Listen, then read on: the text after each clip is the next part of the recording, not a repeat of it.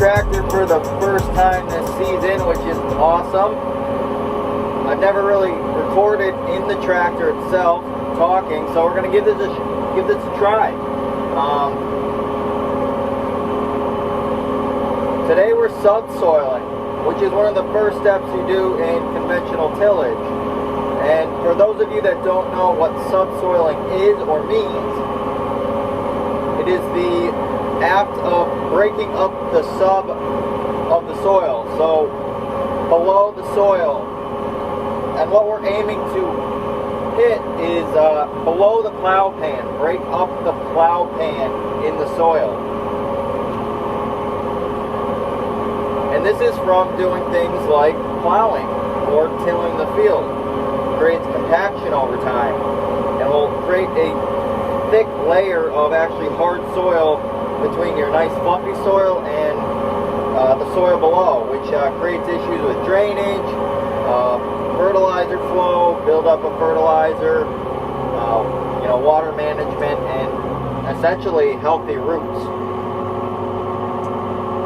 So what this machine is, it's a ripper.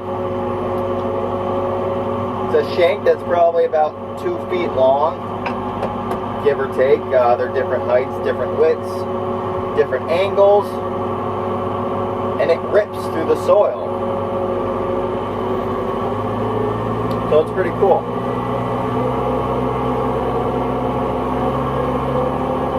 There's a couple different shanks out there depending on the horsepower of your tractor.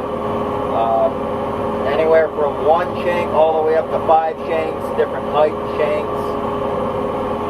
But the deeper you can till or subsoil, the better off you are, because the farther down you're going to be able to break up any compaction that's there.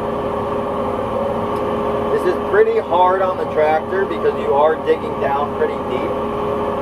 So having a 4-wheel drive or a tractor at least over 60 horsepower, if you're doing bigger acreage, is going to be essential for this. I started out with a 1-shank subsoiler on a 55 horse tractor, and it took time, but I got it done. Now we're upgraded to the John Deere here, and we're pulling a 2-shank right now. I think we can do 3 once we get a 3rd shank for the subsoiler. So yeah, this is what it looks like behind me.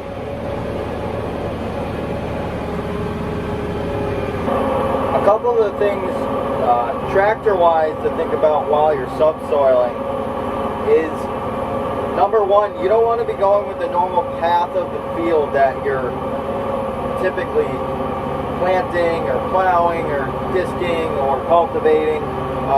You want to actually go through those rows or paths that you would normally take. And the reason behind that is because you might get stuck in a furrow where you might have planted and not where your tire track actually went. And the reason why that could be an issue is because you're not going to actually break up the compaction from the tire. There's multiple things that create compaction in a field. It could be the moldboard plow you use, it could be the truck you drive through the field, it could be the tractor you cultivated with, anything. So, to make life easy, you really want to be going kind of on an angle through your field.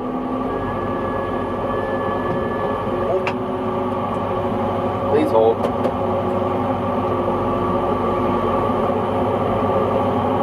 Though subsoiling is very easy, it is something you do need to pay attention to during the whole time. A shank could go in the ground wrong, you could hit something in the subsoil that you're not aware of. There's multiple things that could happen. For instance, one of those shanks didn't go on the ground, so the subsoil was sitting like this. It's not good for your tractor, and it's not good for the implement, so you really got to pay attention to this. So, once you pick your angle, whichever way, if you want to go the complete opposite way that you usually plant in your field, go ahead. It just might be more of a bumpy ride when you're doing your next steps through your field. So a lot of guys just try to go with the angle of an angle off of what you're usually planting, but kind of going the same direction. Four-wheel drive is huge, but it's not needed. What you want to do is get the shank as deep as possible, and you also want to be using as much horsepower out of the tractor as possible, especially if you're using a diesel. You want the thing cranked all the way up, so you're getting the most out of the machine and hopefully the deepest part of your subsoil, of your subsoiler, I should say.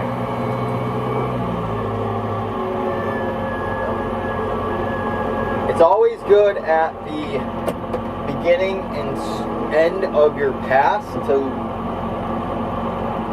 slow down on your throttle a little bit, especially when you're going back into the ground. Like right now, we've got fancy buttons, but we're at a low idle. We just put the shank in the ground. We're going to watch to make sure it goes in the ground evenly. And then we're going to slowly increase our RPMs till we get all the way up to full throttle. Which for this tractor is about here. And we're subsoiling at about 4.8, 5 miles an hour. It fluctuates. This is lighter land, so I assumed it would go easier. And we're just going to cruise along. Back and forth until we finish. So